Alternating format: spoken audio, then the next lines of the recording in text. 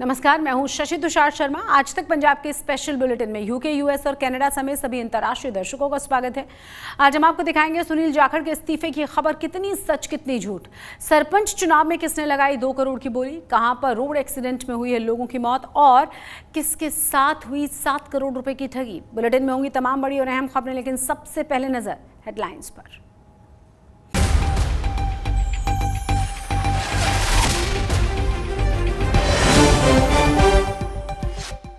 जम्मू कश्मीर में कल आखिरी चरण का मतदान, 40 सीटों के लिए कल डाले जाएंगे वोट। दांव पर कई दिग्गजों की किस्मत, आज तक पर सबसे सॉलिड कवरेज।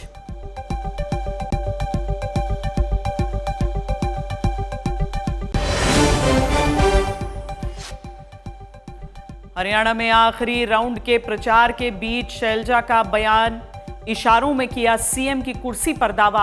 आज तक से बोली, सभी मुद्दे अपनी जगह बने हुए हैं, चुनाव बाद होगा फैसला।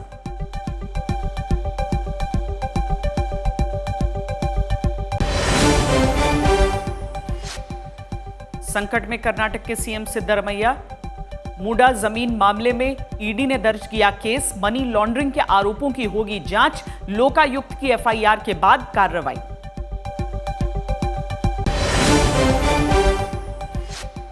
लेबनान पर बम बरसा रहे नेतन्याहू से पीएम मोदी की बात। पश्चिम एशिया के हालात पर चर्चा, बोले आतंकवाद के लिए दुनिया में जगह नहीं, शांति और स्थिरता के लिए भारत प्रतिबद्ध। बिहार में नदियों के उफान से 16 जिलों में सैलाब, कोसी नदी का पानी बरपा रहा है कहर, कई जगह टूटे बांध। नेपाल में अब तक 200 लोगों की मौत।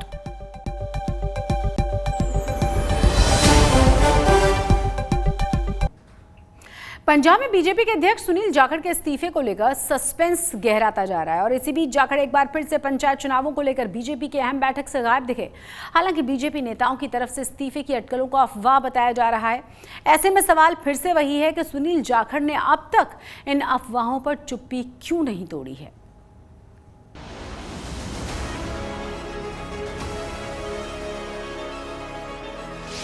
सुनील जाखड़ के इस्तीफे पर सस्पेंस बरकरार। पंजाब बीजेपी की मीटिंग में फिर नहीं हुए शामिल। पंचायत चुनाव से पहले क्या होगा फेरबदल, इस्तीफे को लेकर क्या सच छिपा रही है बीजेपी। पंजाब में भारतीय जनता पार्टी के प्रदेश अध्यक्ष सुनील जाखड़ के इस्तीफे को लेकर सस्पेंस बरकरार है, क्योंकि अब जब पंचायत चुनाव की तारीखों का ऐलान हो चुका है और चंडीगढ़ में पंचायत चुनाव की रणनीति को लेकर एक अहम बैठक का आयोजन किया जाता है, तो पंजाब बीजेपी के अध्यक्ष सुनील जाखड़ इस बैठक में शामिल नहीं होते हैं। ऐसे में सवाल उठता है कि क्या सुनील जाखड़ के जिस इस्तीफे की खबर को बीजेपी अफवाह बता रही थी, क्या वो खबर सच है? क्या सच में सुनील जाखड़ बीजेपी से नाराज है? क्यों जाखड़ बीजेपी की अहम बैठकों में नहीं आ रहे? इन तमाम सवालों को लेकर पंजाब बीजेपी के प्रभारी और बीजेपी के सीनियर लीडर विजय रूपाणी से सवाल पूछा गया, तो उन्होंने क्या कहा, देखिए। मैंने बता दिया, वो दिल्ली में है अपने निजी काम के लिए, कोई इस्तीफा दिया नहीं है उन्होंने। और भारतीय जनता पार्टी के पंजाब प्रदेश के वो अध्यक्ष है, उनके नेतृत्व में ही हम आने वाले दिन में पार्टी काम कर रही है और चुनाव भी लड़ रही है। पंजाब बीजेपी के महासचिव अनिल सरीन के बाद पंजाब बीजेपी के प्रभारी विजय रूपाणी ने इस्तीफे की खबरों का खंडन तो कर दिया है, पर सवाल वही इस्तीफे को लेकर बीजेपी नेताओं की तरफ से रटा रटाया बयान क्यों दिया जा रहा है। अगर इस्तीफे की खबर अफवाह है तो सुनील जाखड़ सोशल मीडिया पर पोस्ट करके क्यों इसका खंडन नहीं कर रहे? कम से कम एक वीडियो संदेश जारी करके ही इस्तीफे की अफवाह पर रोक लगा देते।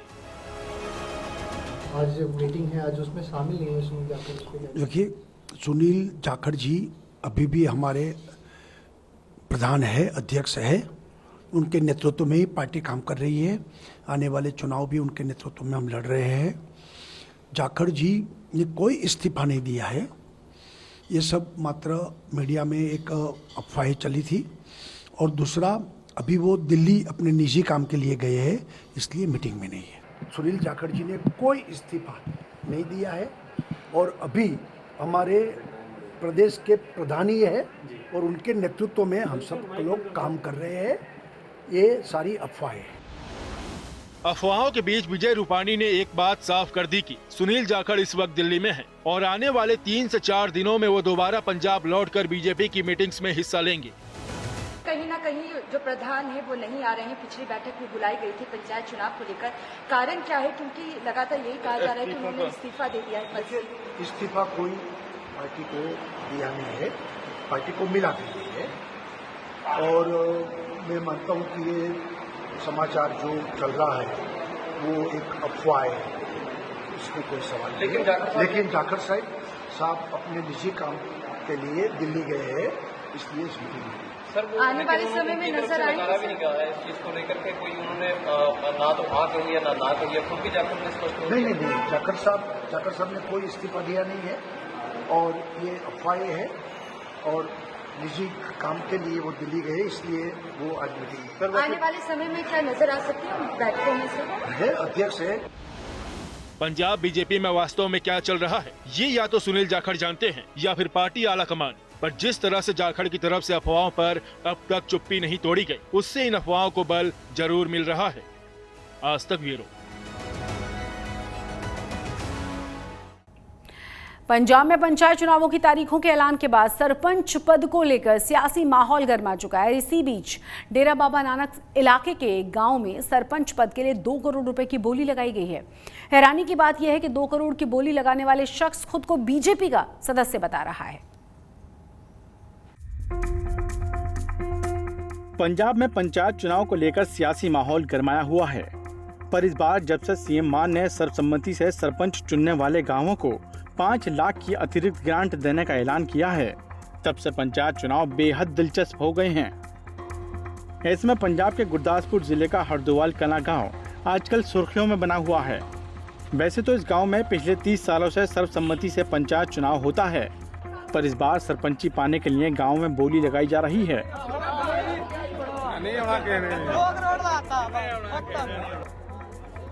हैरानी की बात ये नहीं कि सरपंची के लिए बोली लग रही है, हैरानी की बात यह है कि इस गांव में जो बोली लग रही है वो 10-20 लाख की नहीं बल्कि करोड़ों में है। डेरा बाबा नानक इलाके का हरदोवाल कलां गांव में सरपंच पद के लिए 2 करोड़ की बोली लगाई गई है और इस बोली को लगाया है सरपंच पद के दावेदार आत्मा सिंह ने। ਉਹਨੂੰ ਲੈ ਕੇ ਵਿਚਾਰਾਂ ਚੱਲਦੀਆਂ ਰਹੀਆਂ, ਬਾਕੀ ਥੋੜਾ ਕਰਦਿਆਂ ਕੱਲ ਦੀ ਫਿਰ ਬੋਲੀ ਦਾ ਕੰਮ ਸ਼ੁਰੂ ਹੋਇਆ, ਜੋ ਕਿ ਕਹਿੰਦੇ ਵੀ ਪਿੰਡ ਵਾਸਤੇ ਜਿਹੜਾ ਸਰਪੰਚ ਸਭ ਤੋਂ ਵੱਧ ਕੁਝ ਕਰੇਗਾ ਮਾਇਆ ਦੇ ਰੂਪ ਵਿੱਚ ਉਹਨੂੰ ਸਰਪੰਚ ਬਣਾਇਆ ਜਾਏਗਾ। ਇਹ ਪਿੰਡ ਦੀ ਸਿੰਘ ਸਭਾ 2-3 ਹੋਰ ਕਮੇਟੀਆਂ ਬਣੀਆਂ ਨੇ ਜਿਨ੍ਹਾਂ ਨੇ ਸਾਰਾ ਇਹ ਰੌਲਾ ਚੁੱਕਿਆ ਸੀ। ਉਹ ਕੱਲ ਤੋਂ ਲੈ ਕੇ ਅੱਜ 2 ਵਜੇ ਤੱਕ ਬੋਲੀ ਦੇ ਚਾਂਸ ਬਣਦੇ ਰਹੇ, ਵੱਧਦੀ ਘਟਦੀ 5 ਲੱਖ 50 ਲੱਖ 51 60 65 करोड़ पे जाके। हालांकि अब तक सरपंच पद के लिए लगाई जा रही बोली पर अंतिम फैसला नहीं हुआ है। इस बोली में गांव की 3 पार्टियां शामिल हैं और बोली लगाने वालों में आत्मा सिंह, जसविंदर सिंह बेती, नरबेट सिंह नाम के 3 शख्स शामिल हैं। दावा किया जा रहा है कि इस बोली से मिलने वाले पैसों को गांव के विकास कार्यों पर खर्च किया जाएगा। जिन्ना भी कहा सानू जाना कोई आ लिमिट नहीं साडी, जिथों तक भी कोई पहुंचाएगा उथों तक। ये पिंड दी कमेटी बनूगी 6 मैंबरी कमेटी बनूगी, जिथे वो चाहेगी। कल नूं चैक 10 वजे दवांगे जे फाइनल करदे आ ते जी। हाँ जे फाइनल कल दा टाइम है 9 वजे तक आवाज डिकनी है, उस तो बाद ही होएगा जो। असीं बाहरों लैणे ही नहीं, हुण मंत्रियों नूं भी तो देने ही है लोकां। किसी ने 10 लाख दे के कागज कराउणे आ ओके, किसी ने 5 लाख देना, ते दोवां नूं आपस विच जेहड़ी पार्टी एक कैंडीडेट ही नहीं खिलार सकदी, ओह दूजे लई की कर सकदी आ।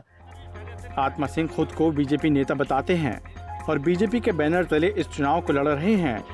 वहीं दूसरी तरफ 2 करोड़ की बोली लगाने वाले लोगों पर कांग्रेस नेता प्रताप सिंह बाजवा ने केस दर्ज कर सख्त कार्रवाई करने की बात कही है।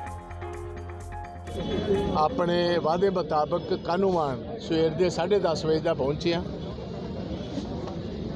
काफ़ी हद तक प्रक्रिया इत्थे चल पई है। BDPO साहब इत्थे ने, कुछ सैकटरी है ने, कुछ गैर हाज़र ने। जिहड़े गैर हाज़र ने मैं जी इलैक्शन कमीशन नूं उन्हां दे नां घल्लण, बट उहदे विच कुछ BDPO साहब ने दस्सिया कि जी कुछ इहो जिहे भी है ने सैकटरी जिहड़े हो सकदा तुहानूं धारीवाल मिल लैण, क्योंकि उन्हां कोल कुछ पिंड इधर दे ने, कुछ धारीवाल। उत्थे मैं चैक करांगा, जिहड़ा सैकटरी अवेलेबल नहीं होएगा ਉਹਦੀ बकायदा तौर ਅੱਜ ही कंप्लेंट ਜਿਹੜੀ इलैक्शन कमीशन ਨੂੰ ਕੀਤੀ जाएगी। हरदोवाल कलां गांव की पंचायत गुरदासपुर की सबसे बड़ी पंचायत है और इस पंचायत के पास 300 एकड़ की जमीन है। लिहाजा ऐसे में हर कोई सरपंची के लिए अपने अपने तरीके से दावेदारी पेश कर रहा है। आपको बता दें कि पंजाब में 15 अक्टूबर को पंचायत चुनाव होंगे इसी दिन रिजल्ट भी आएंगे। वहीं चुनाव के लिए 27 सितंबर से नामांकन प्रक्रिया शुरू होगी, जो 4 अक्टूबर तक चलेगी। गुरदासपुर से विशंबर बिट्टू के साथ आज तक ब्यूरो। गुरदासपुर से एक दिल को दहलाने वाली खबर सामने आई है, जहां पर एक रफ्तार बस का ब्रेक फेल हुआ और उसकी वजह से 4 लोगों की जान चली गई। 15 से ज्यादा लोग घायल बताए जा रहे हैं। यह हादसा हुआ है, इतना भयंकर यह हादसा था कि जिस बस स्टॉपेज से ये बस टकराई है उसकी आधी छत बस के अंदर ही घुस गई थी।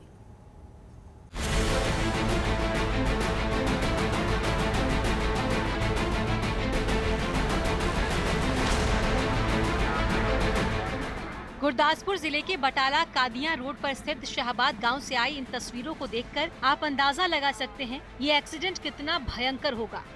अब ये एक्सीडेंट हुआ कैसे, इसे भी देख लीजिए।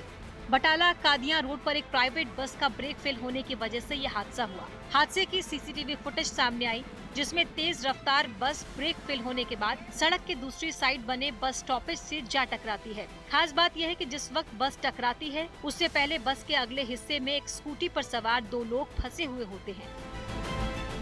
इस हादसे में अब तक 4 लोगों की मौत हो गई और 15 से ज्यादा लोग घायल हुए, जिनमें से 6 की हालत गंभीर बनी हुई है। चश्मदीदों के मुताबिक स्कूटी वाले को बचाने के चक्कर में ये हादसा हुआ। बस एक्सीडेंट होया सी जिहदे च तकरीबन 20 बंदे होए और सारिਆਂ ਦੀ हेल्प की गई है। बहुत वधिया मैनेज होया और जो भी पेशेंट रैफर करने वाले सी उन्होंने रैफर किया, बाकी नूं ट्रीटमेंट इत्थे मिली है। एक छोटा बच्चा वा जिहदा थोड़ा जिहा शक्की आधार ते उत्ते हैगा भी इहनूं किते नक 'च ब्लीडिंग ना होए, उस वास्ते CT स्कैन लई भेज रहे हैं। पेशेंट स्टेबल है, सर्विस बहुत वधिया दी गई। शाहबाद गांव के पास हुए इस हादसे में मरने वाले सभी लोग आसपास के गांव के ही रहने वाले बताए जा रहे हैं। साथ ही जिस वक्त ये हादसा हुआ उस वक्त बस में करीब 40 लोग सवार थे। जिस वक्त ये हादसा हुआ उस वक्त ये बस बटाला से मोहाली जा रही थी। इस हादसे के बाद कांग्रेस के सांसद सुखजिंदर रंधावा और नेता विपक्ष प्रताप सिंह बाजवा ने अस्पताल जाकर हादसे में घायल हुए लोगों के परिजनों से मुलाकात की। दर्दनाक वाकया होया। तकरीबन 2-3 घंटे पहला एक बस बटाले तो कादियां जा रही सी, प्राइवेट ट्रांसपोर्ट दी सी, राजधानी एक्सप्रेस दी। वो एक्सीडेंट का कारण की होया उहदे बारे ते तहकीकात पुलिस कर रही है। वो तो सानू जदों इतलाह देगी तां ही असीं दस पावांगे उहदे बारे। बड़ा अनफॉर्चुनेट ये तकरीबन 4 लोगों की मौत हो चुकी है तो बहुत सारे क्रिटिकली इंजर्ड। वो पिक्चर्स आईयां ने बहुत दर्दनाक हादसा, क्योंकि विच ही शैड बस के विच चला गया और जिन्नियां मौतां होईयां ने वो हैड इंजरी करके मौतां होईयां ने। तो जिवें बाजवा साहब ने हुणे हैल्थ मिनिस्टर साहब नाल भी गल कीती और उन्होंने कॉल भी आ गई। जिहड़े देखो अजकल बस दे विच बहुत गरीब लोग जिहड़े ने वो सफ़र करते हैं तो जिन्हां दे डेथ हो गया जां जिहड़े हॉस्पिटल गए ने जां जिहड़े प्राइवेट हॉस्पिटल गए ने उन्हां दी वध तों वध सरकार नूं मदद करनी चाहिए है और उन्होंने जो कंपनसेशन है वो वध तों वध। हादसे के बाद की तस्वीरों को देखकर अंदाजा लगा सकते हैं कि हादसा कितना भयंकर होगा। हादसे को लेकर सीएम भगवंत मान ने सोशल मीडिया पर पोस्ट डालकर मृतकों और घायलों के प्रति संवेदना व्यक्त की। सीएम मान ने लिखा, बटाला कादीन रोड पर एक बस दुर्घटनाग्रस्त हुई जिसमें कुछ लोगों की मौत की दुखद खबर है। कुछ यात्री गंभीर रूप से घायल बताए जा रहे हैं। मैंने प्रशासन से बात की है और अधिकारी मौके पर हैं। पीड़ित परिवारों के प्रति मेरी संवेदना है। पंजाब सरकार पीड़ित परिवारों के साथ है। पंजाब में सड़क हादसों का ये हाल तब है जब सरकार की तरफ से रोड एक्सीडेंट की घटनाओं को रोकने के लिए तरह तरह के इंतजाम किए जा रहे हैं। गुरदासपुर से विशंभर बिट्टू के साथ आज तक ब्यूरो। लुधियाना से डिजिटल अरेस्ट के जरिए ठगी का एक ऐसा मामला सामने आया है जिसे जानकर आपके होश उड़ जाएंगे, क्योंकि ठगों ने 1-2 करोड़ नहीं बल्कि 7 करोड़ रुपए का चूना लगाया है। हैरानी की बात यह है कि ठगी टेक्सटाइल इंडस्ट्री के एक मशहूर बिजनेसमैन के साथ हुई है, जिन्हें भारत सरकार की तरफ से पद्म भूषण भी दिया जा चुका है। फर्जी पुलिस की धमकी, अरेस्ट वारंट जारी होने की धमकी और मनी लॉन्ड्रिंग की धमकी जैसे हथकंडों को अपनाकर साइबर ठगों ने लुधियाना में एक ऐसी चोरी को अंजाम दिया है जिसे सुनकर आपके होश उड़ जाएंगे, क्योंकि इस बार साइबर ठगों ने डिजिटल अरेस्ट के जरिए वर्धमान ग्रुप के मालिक एसपी ओसवाल को 7 करोड़ रुपए का चूना लगाया है। साइबर ठगों ने ये रकम एसपी ओसवाल के अलग अलग बैंक अकाउंट से निकाली है। पुलिस के मुताबिक साइबर ठगों ने एसपी ओसवाल को सीबीआई अधिकारी बनकर फोन किया था और इस दौरान मनी लॉन्ड्रिंग का केस बताकर गिरफ्तारी वारंट जारी करने की बात कही थी। इतना ही नहीं, ठगों ने एसपी ओसवाल को सीबीआई ऑफिस का नकली सेटअप दिखाकर डिजिटल अरेस्ट किया था। इन्होंने जो अपना एसपी ओसवाल है उनके जो मालिक हैं उनका ऑलमोस्ट 82 साल की उम्र है, बुज़ुर्ग आदमी है। उनको सीबीआई ऑफिसर बनके इस बात के लिए मजबूर कर दिया भी आपके फर्म के जो डॉक्यूमेंट्स हैं वो सारे जो हमें पार्सल मिला है उसमें मनी लॉन्ड्रिंग एक्ट का बनता है केस, हम सीबीआई को ईडी को रेफ़र करेंगे, हम सीबीआई ऑफिसर बोलते हैं और आपके हमने वारंट लिए हैं और आपको जल्द गिरफ्तार करके लेके जाएंगे। हैरानी की बात यह है कि इस ठगी को अंजाम देने के लिए ठगों ने वीडियो कॉल भी की थी और इस दौरान उन्होंने भनक तक नहीं लगने दी। फिलहाल शिकायत मिलने के बाद लुधियाना पुलिस ने इस मामले में 2 लोगों को गिरफ्तार किया है, जिनके पास से 5 करोड़ 25 लाख रुपए भी बरामद हुए हैं। ने अपने मानयोग जो सीपी साहब हैं हमारे कुलदीप चहल जी, उनके ध्यान में लाए और उन्होंने हमें इमीडिएटली इस पे मुकदमा दर्ज करने के लिए कहा। जो हमने थाना साइबर सेल में मुकदमा दर्ज किया, मुकदमा दर्ज करके हमारे एसएचओ और उनकी टीम ने बहुत मेहनत की। इसमें हम 2 आदमियों को गिरफ्तार करने में कामयाब हुए और 5 करोड़ 25 लाख की हमने जो रिकवरी की है। तो ये हमारी टीम ने अच्छी मेहनत की और बाकी जो 7 आदमी हमने इसमें नॉमिनेट किए हैं उनको हम जल्द गिरफ्तार कर लेंगे और जो रहती हुई रकम है वो भी बरामद की जाएगी। वहीं पुलिस अब इस मामले में 7 अन्य आरोपियों की तलाश कर रही है जो डिजिटल फ्रॉड में शामिल थे। साइबर ठगी के मामले आजकल दिन ब दिन बढ़ रहे हैं, जिसमें ठग अलग अलग तरीकों से लोगों को डराकर उनसे पैसे मांग रहे हैं। लुधियाना से विवेक डल के साथ आज तक ब्यूरो। चंडीगढ़ का एलांते मॉल एक बार फिर से सुर्खियों में आ चुका है, क्योंकि एलांते मॉल में पिलर से टाइल्स गिरने की वजह से बर्थडे सेलिब्रेट करने गए 13 साल की एक बच्ची और एक महिला के सिर में गंभीर चोटें लग गईं। बताया जा रहा है कि 13 साल की जिस बच्ची को चोटें लगी हैं वो चाइल्ड एक्ट्रेस मायशा दीक्षित हैं, जो कई टीवी सीरियल्स में काम कर चुकी हैं। आपको बता दें कि एलांते मॉल में 3 महीने पहले एक टॉय ट्रेन पलट गई थी, जिसमें एक 11 साल के बच्चे की जान चली गई थी। फिरोजपुर सिटी के बीडीओ ऑफिस में पंचायत चुनाव की नामांकन प्रक्रिया के दौरान गोली चलने की खबर सामने आई है। इसी के साथ गोली चलाने वाले एक शख्स का वीडियो भी वायरल हुआ है, जिसमें वो फायरिंग करता हुआ साफ नजर आ रहा है। दावा किया जा रहा है कि जिस शख्स ने फायरिंग की है वो आम आदमी पार्टी का कार्यकर्ता है और पूर्व सरपंच भी है, जिसने अपने विरोधियों को धमकाने के लिए फायरिंग की है। इस घटना के सामने आने के बाद से विपक्षी दल चुनावों की निष्पक्षता को लेकर सवाल उठा रहे हैं। आज तक पंजाब में आज के लिए बस इतना ही, लेकिन देश और दुनिया की तमाम बड़ी और अहम खबरों के लिए आप देखते रहिए आज तक।